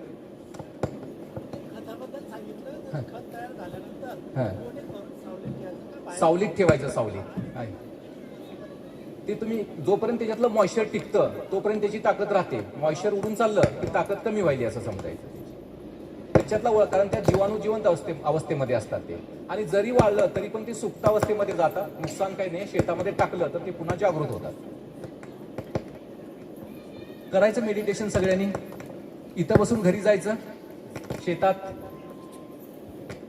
1 सेकंदासाठी आपण जाऊया, 2 मिनिटं मेडिटेशन करूया. कारण ज्या योगिक शेतीबद्दल आपण बोलतो तो योग खूप महत्वाचा आहे. सगळ्यांनी 1 सेकंदासाठी आतमध्ये बघा, डोळे बंद करून. पॉइंट ऑफ लाईट, आकाशामध्ये चमकणाऱ्या चांदणीप्रमाणे मी एक शांत स्वरूप आत्मा. बघा आतमध्ये स्वतःला, खूपच हलकी आहे. या 60-70 किलोच्या शरीराला उठवतो, चालवतो, पण मी कुणालाच दिसत नाही. पण माझ्यामध्ये प्रचंड शक्ती आहे. माझं शरीर पूर्ण हलकं बनत आहे, प्रकाशमय बनत आहे, पूर्ण फुग्यासारखं बिलकुल हलकं. आपलं पांढरं शरीर बघा फुग्यासारखं. हळूहळू या जड शरीरातून बाहेर या आणि या हॉलमधून चला आपण आता आपल्या शेतामध्ये जाऊया. हलकं शरीर घेऊन मी माझ्या शेतामध्ये पोचलोय. तिथली पिकं बघा, जमीन बघा, झाडं बघा, सगळं आपण पाहत आहात. आता परमात्म्याची शक्ती माझ्यामध्ये येत आहे. शांती, शक्ती, प्रेम, आणि माझ्यातून, माझ्या डोळ्यातून, माझ्या अंगांगातून ते सगळं बाहेर पडत आहे. प्रकाशमय किरण पूर्ण शेतामध्ये पसरत आहे, जमिनीमध्ये उतरत आहे, प्रत्येक पानाला स्पर्श करत आहे, झाडामध्ये, खोडामध्ये, मुळ्यांपर्यंत पोचलेले आहेत. जमिनीतले जीवाणू खूप चांगल्या पद्धतीनं काम करायला लागले.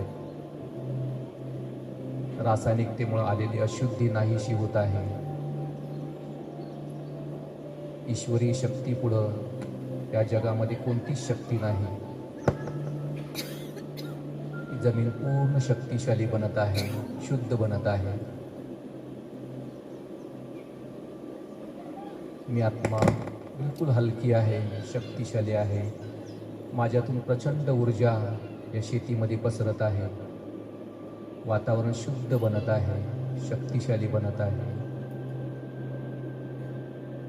पीक अतिशय आनंदामध्ये डोलत आहे. पक्षी, प्राणी आनंदामध्ये आहे. मनोमन माफी मागा त्या धरती आईची. हे धरती आई, आजपर्यंत मी अजाणतेपणी तुला त्रास दिला. आता मी तुला खूप चांगला खाऊ देईन. तुझी पालना करण्यासाठी मी निमित्त बनेन.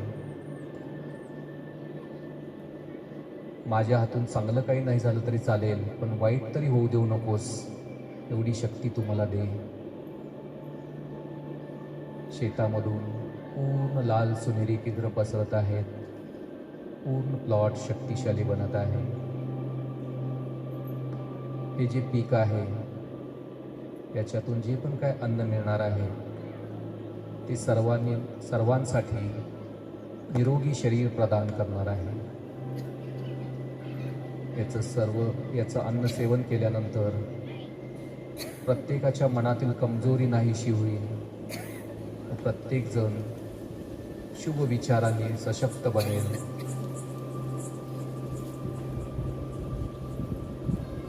हळूहळू आता तिथून आपण वर या आणि आपल्या घरामध्ये जावा.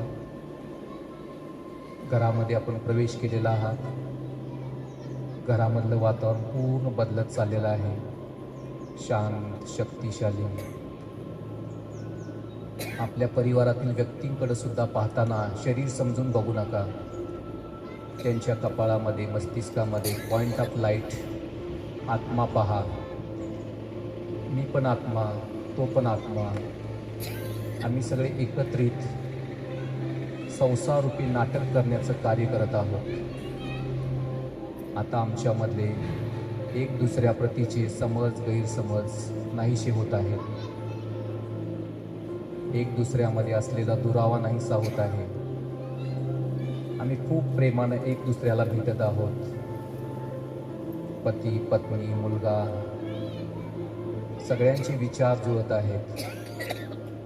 घरामधील ताणतणाव नाहीसा होत आहे. घर एक मंदिर बनत आहे. ईश्वराकडून या सर्वांना सुद्धा खूप चांगली शक्ती मिळत आहे. घरचं वातावरण शक्तिशाली बनलेलं आहे. आता मी हलकी आत्मा स्वतःकडे बघा आणि या हलक्या फुग्यासारख्या शरीरामधून मी पुन्हा या हॉलमध्ये येत आहे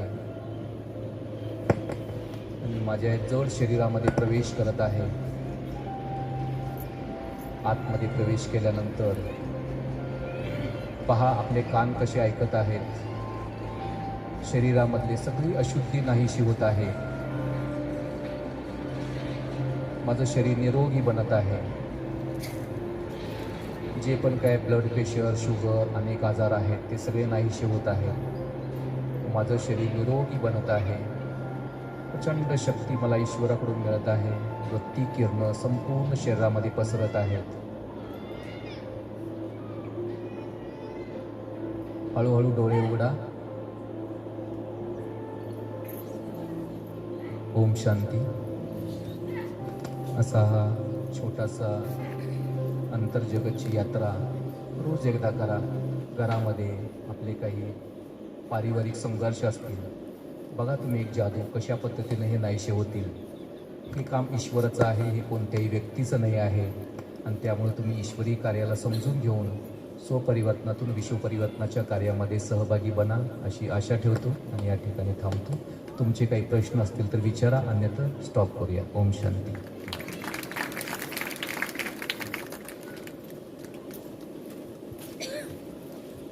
ओम शांति।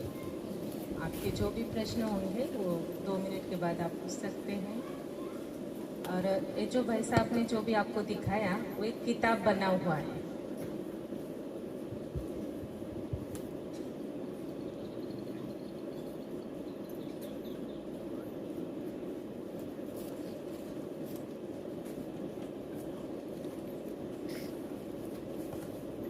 तो एक किताब है ब्रह्मा कुमारी का, उसमें योग कैसे करना है, प्रकृति को कैसे, पेड़ पौधों को वाइब्रेशन देना कैसे देना है, वो सब उसमें लिखा हुआ है। लेकिन ये किताब वो लेंगे जो 1 एकड़ या आधा एकड़ जमीन जो योगी खेती करे, क्योंकि सिर्फ लेके गए घर में पड़ा हुआ है तो उसका कोई महत्व नहीं है। तो भाई साहब अपने हाथ से वो किताब देंगे जो आधा एकड़ योगी खेती करे अपने परिवार के लिए, फिर बाद में धीरे धीरे आप बढ़ा सकते हैं। कौन कर सकते हैं आधा एकड़ योगी खेती? थोड़ा हाथ खड़ा करेंगे भाई जी, देख रहे हैं आप, इतने सभी का शुभ संकल्प है कि आधा एकड़ जमीन योगी खेती करेंगे और भाई साहब के द्वारा आपको किताब दिया जाएगा ताकि वो गाइडलाइन आपको मिलेगी कैसे कैसे करने का है। तो एक किताब जरूर आप मिलेंगे। और जो भी प्रश्न है, और साथ में भाई साहब बार बार कह रहे थे धरती माता से बात करना है, पेड़ पौधों से बात करना है, लेकिन उसके लिए पहले हम पिता परमात्मा से भी बात करना सीख ले। वो हमारा बाप है। बच्चा जन्मता है, जन्मते के बाद जब माँ अपने उसके पिता का परिचय देती है और जब उसको पहचान हो जाती है तो उस पिता की याद के लिए वो माला नहीं जपता है। पिता कहाँ पे भी चला जाता है, लेकिन जैसी शाम होता है, पिताजी का आने का समय होता है, तो उसकी याद पिता के साथ जुड़ जाती है। ऐसी वो हमारा बाप है, वो हमारी अमर आत्मा का पिता, वो अमरनाथ है। उस पिता की याद के लिए वो यही कहता है, बच्चे तुम खुद को जानो तो खुदा को जानेंगे। और जो योग अभ्यास है वो इतना सरल है, वो 1000 भुजा सहित हमारे साथ रहता है, लेकिन उनके साथ जब तक हम बाप के रूप में संबंध न जोड़े तो हम उसके वारिस बन कैसे सकते हैं।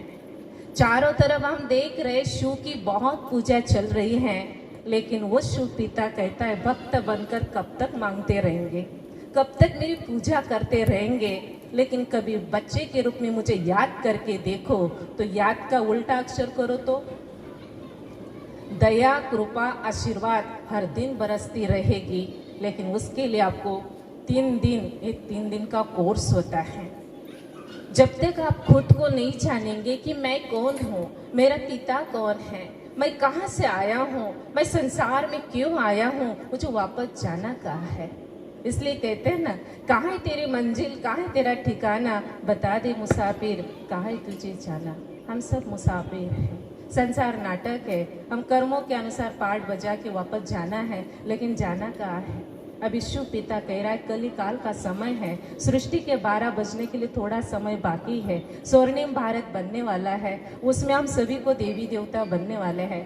भगवान कहते कोई अलग से देवता टपकने वाले नहीं हैं। आज आप सब यहाँ आए हो ना, हमने भगवान को याद किया और कहा शिव बाबा आप ऐसे बच्चों को भेजना जो आपका कुछ तो भी ये खेती के लिए कर सके। आपको चुन चुन के यहाँ लाया है उसने। हमने सुबह 4 बजे भी कहा बाबा आप आपकी करंट आपके बच्चों को देना, ताकि कोई अड़चन भी आए ना तो उसमें से निकल के आपको वो सुन सके। आप इतना सहज नहीं आए हैं, आपको बहुत पावर भी दी गई है। आपके पास सुबह सुबह शिव बाबा आया है, आपको सकाश दी उसने पावर दी है, इसलिए आप यहाँ तक पहुँचे। लेकिन अभी भाई साहब ने 2 घंटे तक जो कुछ दिया है ना, तो उसके लिए आपको ये 3 दिन का आप कोर्स करेंगे, और ये 3 दिन के कोर्स के अंदर आपको पूरा ज्ञान हो जाएगा। तो आप घर में बैठकर भी खेती में 1 घंटा, हमारे प्राचार्य सर को बहुत लग रहा मैं कितना सुनाऊं, लेकिन सर खुद चाहते हैं। सर ने भी 3 दिन का कोर्स, सर की बात सुनेंगे ना तो आपको आंखों में आंसू आएंगे। इतनी बहुत बड़ी जिम्मेवारी है ऐसी कलयुग के अंदर रहना, और आध्यात्मिक पावर को यूज करते हैं सर, और कैसे हर समस्या का हल करते हैं सर। खेती में जाकर हर पौधों के साथ कैसे बात करते हैं, तो भाई जी को हमने सुना है, तो भाई जी बोल रहे थे मैं सर की खेती में जरूर जाऊंगा। तो सर, तो ऐसे ही आप भी खेती में जाकर अपने हर पौधों के साथ बात कर सकेंगे। लेकिन मेरा यही शुभ संकल्प है कि आप जरूर 3 दिन का कोर्स कीजिए, और ये शिव बाबा क्या है, ये ज्ञान क्या है, ये प्रकृति क्या है, वो परमात्मा का कैसे वरदान को प्राप्त करना है, वो बहुत सहज है। उसके लिए कोई कुछ भी करना नहीं है, वो बाप है, हम उसके बालक है, बस उसको जान लो। जान लिया ना तो हम कहाँ पे भी बैठकर उसकी पावर, उसकी शक्ति को इकट्ठा करके प्रकृति को भी दे सकते हैं और घर में भी दे सकते हैं। यही मेरा शुभ संकल्प है कि 3 दिन का मसावत में भी हम रखेंगे। 25 तारीख से लेके 3 दिन का कोर्स रहेगा। बाकी जहाँ से भी बाहर से भी आए भाई, तो आप अपने जहाँ नज़दीक ब्रह्मा कुमारी विद्यालय होगी, आप वहाँ जरूर जाइए। एक महाराज ने, हमने भी यूट्यूब पे सुना था भाई जी, एक महाराज कीर्तन उनका जो चल रहा था शिव का ही, वो बता रहे थे, बोले आप ब्रह्मा कुमारी सेंटर में जाओ तो आदि भी शिव है और अंत भी शिव है। वही हमारा बाप है जिनके हम पूजा पाठ करते आ रहे हैं। लेकिन उनकी पूरी पावर, उनकी शक्ति को यूज़ करने के लिए आप 3 दिन का कोर्स जरूर कीजिए, ताकि आप खेती में उसका वाइब्रेशन दे सकेंगे। अच्छा, आप सभी का बहुत बहुत धन्यवाद। अभी वो अगला प्रोग्राम सुनिए। ओम शांति। थक तो नहीं गए ना बैठे बैठे? नहीं ना? लेक्चर इतना अच्छा था। जो भी सम्माननीय अतिथि है वो कृपया स्टेज पर अपना स्थान ग्रहण करेंगे। 1-2 मिनट के लिए आपको ऊपर आना है। तो देखिए हमारे बीच में माननीय अनिल भोकरे साहब, कृषि उप संचालक नोडल ऑफिसर जलगांव के, तो वो 2 मिनट में अपना अभिप्राय रखेंगे।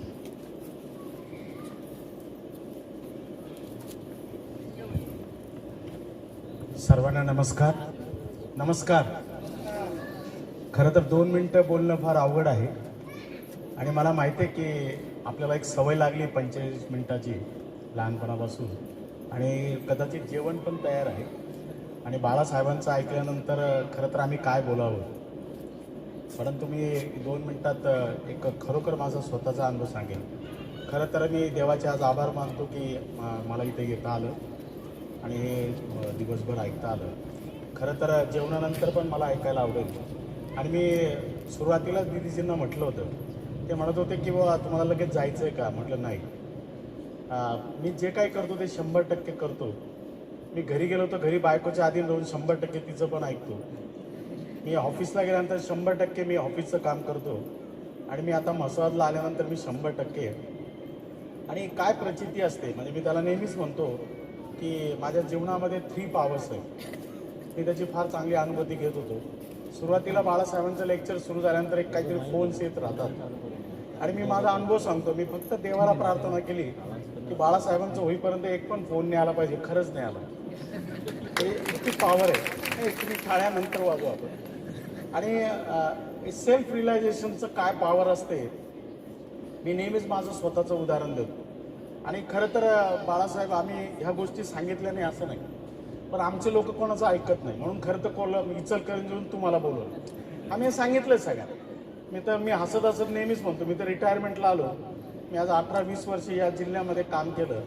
आमच्या कापसामध्ये 3च प्रश्न आहे, काय लावू, काय टाकून, काय मारू. याच्या पलीकडे आम्ही कधी विचारच केला नाही. आम्ही हे सगळे उपक्रम हरिपाठात लिहिले आहेत, आपल्या सगळ्या संस्कृतीमध्ये लिहिले आहेत, परंतु आम्ही का समजूनच नाही घेत. जे लोक का समजले, बाळासाहेबांचं परिवर्तन एकच झालं की मला देवाने या पृथ्वीवर का पाठवलं, मला माझ्या आईबापाने का जन्म दिला. ज्यांना का समजतं ते आयुष्यामध्ये यशस्वी होतं. अजूनही माझी आपल्याला विनंती आहे, अजूनही संभ्रम आहे. मी तुम्हाला सांगतो, दीदी म्हटलं ना स्वयं परिवर्तनामध्ये होतं, तुम्ही स्वतःला समजून घ्या. माझं फार स्पष्ट आहे, मी आज सगळ्यांच्या जाहीरपणे सांगतो, मी 108 वर्ष जगणार. मी दररोज म्हणतो 108 वर्ष जगणार, आणि 108 वर्ष स्वतःसाठी जगत असताना लाखोंच्या आयुष्यामध्ये परिवर्तन करणार, आणि त्याच्यासाठी स्वतःचं परिवर्तन फार महत्त्वाचं. आणि मी नेहमीच कॉमन उदाहरण देतो, मी तुम्हाला सांगतो. मी आईबापाने जन्म दिल्यानंतर मी नेहमी म्हणायचो आपलं फार आयुष्य चांगलं पाहिजे. फार गरिबीची अवस्था होती आमची, एक लक्षात घ्या. पण गरिबीतनं इतकी, मी पुढचा जन्म ज्यावेळेस मला मिळेल मी परत गरिबामध्येच येईल, आवर्षणप्रवण तालुक्यामध्येच येईल, मी तुम्हाला सांगतो. आणि मी नेहमी म्हणतो, आणि बघा स्वतःचं पण उदाहरण आहे, चांगलं शिक्षण मिळायला पाहिजे. आम्हाला मिळालं, माझ्या आईबापाला शिकवता येत नव्हतं, आम्ही सैनिक स्कूलमध्ये गेलो. माझे आजोबा म्हणायचे खायला तुम्हाला देता येत नाही, कसं काय जन्म दिला. पण मला माहीत होतं माझ्या वडिलांना की मी याच्यातनं यशस्वी होईल. माझा भाऊ सैनिक स्कूलला गेला, मी सैनिक स्कूलला गेलो, माझा मुलगा पण सैनिक स्कूलला गेला. एक लक्षात, आम्ही 10x10च्या खोलीत राहतो, पण आज समृद्धी इतकी आली की 10x10चं माझं बाथरूम आहे. एक लक्षात. आणि म्हणून पॉवर काय असते मी तुम्हाला सांगतो, एक इतकी चांगली पॉवर असते. आणि मग शिकता शिकता BSc ॲग्री झालो, MSc ॲग्री झालो, MPSc झालो सगळं. आणि सगळ्यांचं उदाहरण आपण नेहमीच म्हणतो की मला फार चांगली बायको मिळायला पाहिजे, आणि जसं म्हणतो तसं खरंच बायको चांगली मिळाली. म्हणजे सगळ्यांना काही मी तर दाखवू शकत नाही माझी बायको. एक सुनील पाटील आहे, राधेश्याम माझ्या घरी येतात, मी राधेश्यामचं सगळं भेंडी खातो, सगळं खातो, अतिशय छान आहे. ते गोरी गोमटी तर आहेच, पण सगळ्यात चांगलं म्हणजे मला घेऊन सांभाळते, माझ्या घराला सांभाळते. मी नेहमीच म्हणायचो मला मुलगी आली पाहिजे, पहिली मुलगी पण आहे. तिच्या लग्नाचा विषय आला त्यावेळेस ते सगळे म्हणायचे तुम्ही इतकी बिझी आहे, पण मी नेहमी म्हणायचो इतकी शक्ती होती, काळजी करू नका, घर बसले आमंत्रण येईल, सगळं घर बसले आले, सगळं व्यवस्थित झालं. मी नेहमी म्हणायचो इतकं छान लग्न होईल. माझ्या आईवडिलांच्या साक्षीला मी त्यांचं लग्न केलं, 3,500-4,000 हजार लोक आले, कुठल्याही प्रकारचं काहीच नाही, आईस्क्रीम ठेवलं नाही, काही साधं ठेवलं, इतकं रुबाबात लग्न झालं. माझं त्यावेळेस पण एक स्वप्न आलं, स्वतःला म्हणत नाथबाई माझी 1 वर्षाची नाथबाई. एवढंच नव्हे तर माझा मुलगा सैनिक स्कूलला होता, आणि माझ्या वडिलांचं स्वप्न होतं की नेहमी एक जण मिलिटरीमध्ये पाहिजे. आणि मला एकच मुलगा होता, मग काय चॉईस होता, तो पण सैनिक स्कूलला गेला, तो पण मिलिटरीत गेला. एक पॉवर काय असते मी तुम्हाला सांगतो. मुलांनी लिहून ठेवलं की मला 1 जानेवारी 2018ला मी NDAमध्ये गेलो पाहिजे.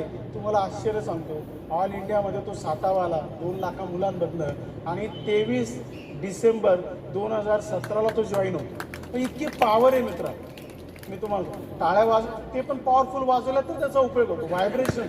एक लक्षात आहे मी तुम्हाला. आणि पॉवर काय असते तर तुम्हाला एक समप करतो, हे माझं स्वतःचा अनुभव. मी दररोज म्हणतो, आज सुद्धा सकाळी म्हटलं आज हा फार चांगला दिवस आहे. असे कितीतरी लोक आहे कुठं आज फार त्या दिदीने कसं काय बोलवलं, जाऊ का नको जाऊ का नको. मी आज म्हटलं बेस्ट दिवस आहे, मी आज फार काहीतरी पॉवर घेणार आहे, आणि मला ती आज पॉवर मिळाली. करून बघा मित्रांनो, हे नसेल तर उद्या करून बघा सकाळी की काय बाळासाहेबांचं खरं आहे का. मला तर आज कणकण होते, खरोखर संध्याकाळी ताप येतो, म्हणून बघा मी तुम्हाला सांगतो ही पॉवर आहे मित्रांनो. आणि self realisation is the best power. एक लक्षात, मी हा सगळा अनुभव घेतो म्हणून मी माझंच उदाहरण देतो. आता बाळासाहेबांनी सांगितलं ना की कोल्हापूरचं उदाहरण आहे, त्यांचं स्वतःचं आहे. अजूनही सांगतो, इथं बसलेल्यापैकी बऱ्याच लोकांना विश्वास नाही, खरंच असं होतं का, तर जाऊन बघा आमच्याकडे गिरवाड्याला चोपड्यामध्ये त्यांनी जे सांगितलं ना ते टर्न काढतात. 36 एकरची जमीन आमचे प्रशांत राजपूत करतात, फेमस किडनी ट्रान्सप्लांट आहे भारतामधला. दर महिन्यातून फक्त 1 दिवस येतात. 36 एकर फक्त पूर्ण शेती फळ पिकांची, जसं बाळासाहेब करतात तसं करतात. आणि सगळ्यात चांगलं सगळं त्याला म्हणतात रिज्युनेशन ऑफ फार्म. हे सगळे आपल्या जिल्ह्यामध्येच बघायला. बाळासाहेबांनी सांगितलं ना हे टाका ते टाका, सोयाबीन करा, वेगळी शेती करू नका, तुम्हाला आंतरपीक मिश्रपीक वाढ, हे सगळं पारंपरिक शेतीने मला उदाहरण दिलं. आणि म्हणून पारंपरिक शेतीला फक्त चुकून आम्ही आध्यात्मिक म्हटलं, आणि आध्यात्मिकमध्ये फार पॉवर. मी नेहमीच म्हणतो एक लक्षात, आध्यात्मिक आणि विज्ञान त्याचा समज. तर तुम्ही लोकांनी आमचं नाही ऐकलं, आम्ही तुमचं नाही ऐकलं, म्हणून त्यांना इथं 2 तास बोलावं लागतं. काही अवघड नाही मित्रांनो, हे सगळं होऊ शकतं. प्रॅक्टिकली तुम्ही घरात बघा, आपण हे सगळं करू शकतो. मी दररोज सकाळी उठलं म्हणतो बाळासाहेब की आजचा फार दिवस छान आहे, असं म्हणून बघा. एक लक्षात, बी पेरताना सुद्धा शेतकरी काय म्हणतो, भाऊ जे पडेल ते पडेल, जे येईल ते येईल. तो पेरताना सुद्धा प्रसन्नपणानेच पेरलं तर बघा किती चांगलं. या झेंडूला कोणी खत दिलं नाही, कोणी कृषी विभागाने सल्ला दिला नाही. एक लक्षात. आणि हा कुठेतरी आता विश्वाला बदलण्याची गरज आहे. आणि विश्वाला बदलण्यासाठी स्वतःला बदलावं लागतं. मी तर नेहमीच म्हणतो, यू टर्न माझ्यापासून झाला पाहिजे. Back to basics. मी सगळा अभ्यास केलाय.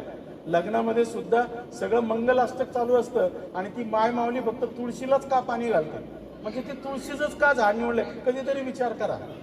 आणि मग माझ्या नंतर लक्षात आलं, सगळे विसरले होते, पण कोरोनामध्ये तुळशीला सगळ्यांनी आता सुद्धा फेऱ्या मारतो. एक लाख का येतं सगळं सांगितलं.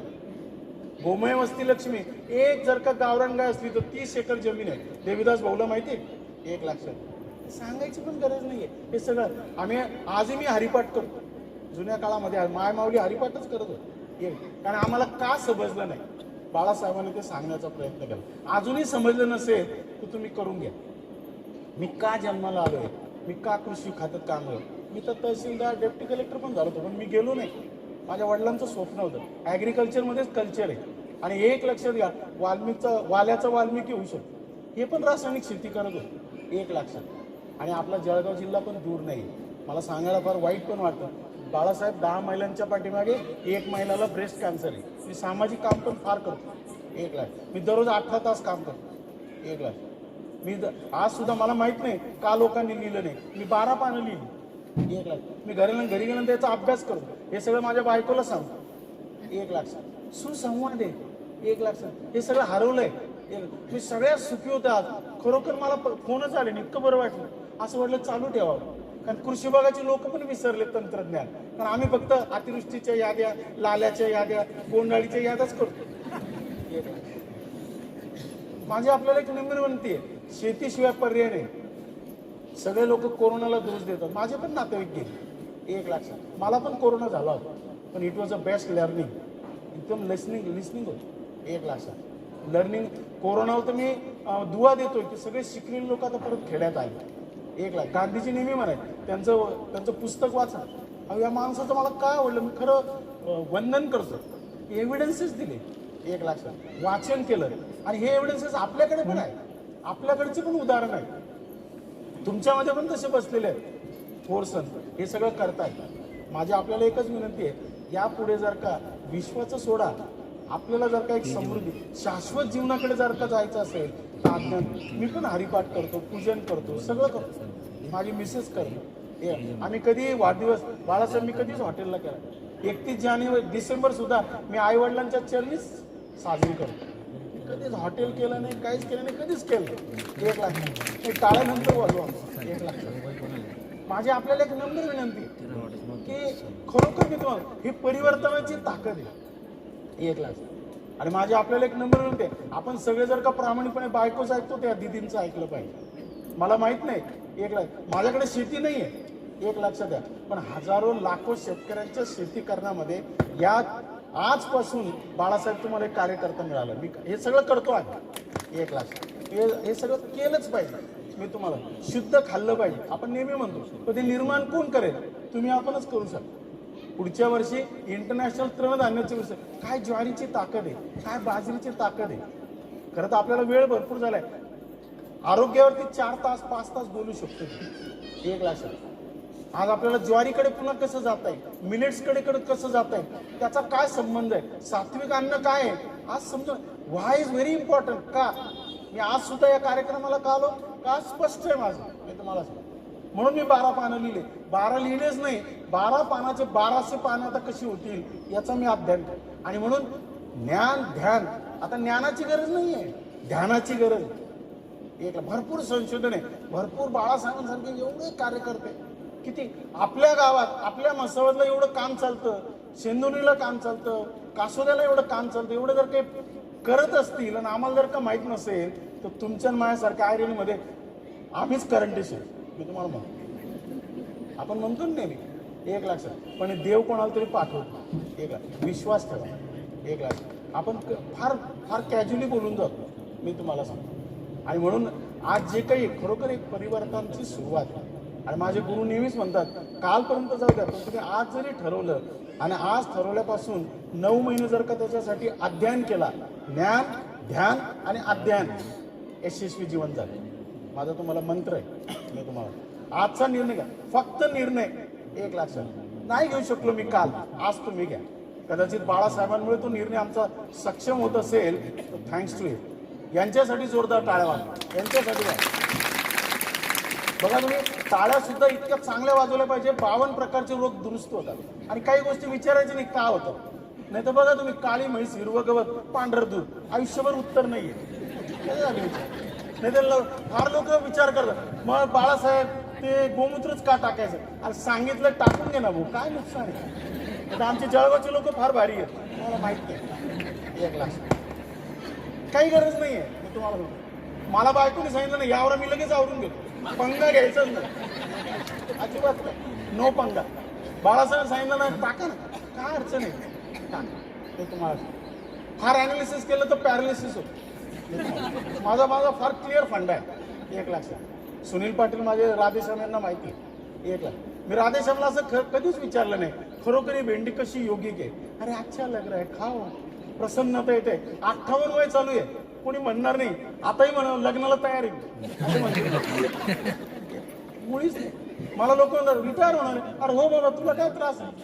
मग त्यांची धारणाच आहे म्हातारा पाहिजे, दात पडलेले पाहिजे, डायबिटीस. आश्चर्य सांगतो, कुठला डायबिटीज नाही, काय नाही काय नाही. 4.5 किलोमीटर दररोज पळतो, 100% बायकोचं काम करतो, घराचं काम, आईची सेवा करतो. हेच आहे त्यांचं, हेच आहे. मी तुम्हाला सांगतो, माझी आपल्याला नम्र विनंती आहे अजूनही, आणि अध्ययन केलं पाहिजे. वी लॅक इन अध्ययन. तुम्हाला मोबाईलचा 58 वर्षाचं झालं, माझ्या घरात टीव्ही नाही. कोणी म्हणेल काय गरीब आहे, येस मी गरीब आहे, याचा अर्थ टीव्ही वाईट अजिबात नाही, पण आम्हाला वेळ नाही. एक लाख. माझी आपल्याला नंबर विनंती आहे, आपण बदललं तर जग बदललं. बाळासाहेबांनी निर्णय घेतला बदलायचा, आज 32 वर्ष, आणि म्हणून बघा त्यांचं तेज बघा, सुखी बघा. काय शेवटी सुख कशात आहे. 40 क्विंटल एकरी कापसामध्ये मुळीच सुख नाही. पण मला 8च क्विंटल एकरी कापूस येतो, पण 8 क्विंटल बरोबर मी माझाच मूग घेतो, माझीच उडीद घेतो, माझाच मका घेतो, माझीच वेली चवळी घेतो, माझीच गाईचं शेण वापरतो, माझ्याच गाईचं गोमूत्र वापरतो, माझ्याच पिकांचा पीक पद्धतीचा निर्णय घेतो, माझ्याच घरी डाळ तयार करतो, माझ्याच घरी त्याचं सेवन करतो. ही खरं समृद्धी आहे, हे खरं शाश्वत जीवन आहे. मी तुम्हाला, माझ्याकडे आता असे लोक येतात की दळणारी डाळ मिळेल का, मिळेल, आम्ही ती पण देऊ. माझ्या घरी पण बर्डे आहे, आम्ही डाळ दळतो आणि ते खातो. एवढी समृद्धी आहे. ताकामध्ये किती ताकद बघा. म्हणजे असं समजायचे जुन्या काळामध्ये की ताक जर का वाटलं तर पुण्याची गोष्ट होती. माझ्याकडे खंडीभर गाई होते भडगाव. माझी आजी जेव्हा ताक करायची तर ताक वाटू नये हे पुण्याचं काम होतं. आपण पुण्याचं काम तर सोडा, ताक पण घेत नाही आपण, फक्त पित्तरपाटामध्ये कढी पितो बस. तुम्हाला मी सांगतो ताकाचं महत्व बघा काय, विरजन आहे. एक लक्षात, हे कुठेतरी समजून घेतो. आता जे काही यांनी पहिलं सांगितलंय याच्यावरती मंथन करा. का हे पीठ का सांगितलं, काय जीवाणू असतात, यशस्वी व्हा. लोकांना का नाही कळालं, म्हणूनच 3च प्रश्न आहेत, काय लावू, काय टाकून, काय मारू. याच्यात सगळं आपलं विश्व बिघडलं. मित्रांनो तुम्हाला सांगतो मी, तुमच्यापेक्षा पशु पक्षी जन्माला अगोदर आलेले आहेत. आपल्याला काहीच अधिकार नाही. कापसाच्या शेतकऱ्याला असं वाटतं या काकडीतने जाऊन येता येता आळ्या मारावं, कधीच मरणार नाही. आमच्या लोकांनी साहेब इतक्या कॉकटेल केल्या, सकाळच्या कॉकटेल, रात्रीच्या कॉकटेल, तरी सुधारले. एकला माझं म्हणणं कधी होती वाईट वाटतं, पण तुम्हाला माहिती आहे एक चूक आपल्या निसर्गाची आपल्याला काय काय होऊ शकतं. किती शास्त्र प्रगत झालं, पण कोरोनाने झटका दिलाच. एक लक्षात. आणि हे चक्र येतच 100. का कोरोना असं नव्हतं असं काही नाही, याच्यापूर्वीचे सगळे एव्हिडन्सेस काढा. ही इव्होल्युशन आहे, दिस इज अ इव्होल्युशन. 100 वर्ष म्हणजे असं पुढचे 100 वर्ष जर का शाश्वत जगायचं असेल आणि येणाऱ्या पिढीला शाश्वत करायचं असेल तर मला एक करावंच लागेल. आणि तुम्ही नाही केलं तर हे करणारच आहे. एक लक्षात. पण यांचा भार आपल्याला कमी केला पाहिजे. आणि मग खरोखर आध्यात्मिक विज्ञानचं शाश्वत जीवनाकडे जाण्याचा मार्ग होतो. शेवटी जाता आता एकच सांगेल की 3च पॉवर आहे जगात, लक्षात घ्या. मी नेहमीच सांगतो, पहिली पॉवर अशी आहे की तुम्ही पॉवर ऑफ स्पोकन वर्ड, सकारात्मक बोललं पाहिजे. बघा सगळेजण जेवण करून जा, पण लगेच गाडीला किक नका मारू. जाताना फक्त दीदीला थँक्स म्हणा. थँक्समध्ये पण पॉवर आहे. थँक्स म्हणून बाई आम्ही तर कार्यक्रम सुटल्यावर असं पळतो देवीदास भाऊ बाप. बरं घरी जाऊन मी काहीच करत नाही. बरं मला तुम्ही नाही, तुम्ही सगळे चांगले, पण मला जेवण करायचंय. थँक्स मध्ये टाक, सकारात्मक पाहिजे दररोज. म्हणून बघा आजचा दिवस छान आहे. मी काल परवापासून असं उत्साहित झालो होतो की कधी बाळासाहेबांना भेटतोय, कोण आहे बाबा, काय आहे, कसं आहे. मी तुम्हाला सांगतो, आणि हे पॉवर ऑफ स्पोकन वर्ड आहे, एक पॉवर, ताकद आहे. तुम्हाला मी सांगतो, बघा तुम्ही आपल्या मुलाला घरी सुद्धा चांगले मार्क्स कधीच बघत नाही, फेल झालेलंच बघतो. एक लाख अजिबात नाही. ट्रेंड फार वेगळा पाहिजे. माझ्या आपल्याला कशासाठी आनंद आश्रम झाले असते, पण आम्ही आज सकारात्मक कधीच विचार केला की दररोज सामाजिक काम पण करतो. मी तुम्हाला आम्ही कधीच वाढदिवस बाहेर करत नाही. मी कचरा वेचणाऱ्या मुलांबरोबर काम करतो, शिक्षणाचं काम करतो, सगळं करतो. कारण देवाने इतकं दिलेलं आहे, मला कुठलीच सवय नाही. मी तुम्हाला लोकांना आपलं स्वतःचे उदाहरण पाठवत म्हणून सांगतो, आणि ते काही गौरवास्पद नाही, आमचं कामच आहे. ते म्हणलं ना, देवतात माझे गुरु नेहमीच म्हणतात, गिव्हिंग इज लिव्हिंग, दिल्यानेच वाढतात. तुम्हाला म्हणतो ना, या दिदींसाठी जोरदार टाळ्या, फक्त देत आले, स्वतःसाठी काहीच केलं नाही. मसाजमध्ये काय यावं, इथं काय सेंटर व्हावं, बघा काय प्रसन्नता आहे.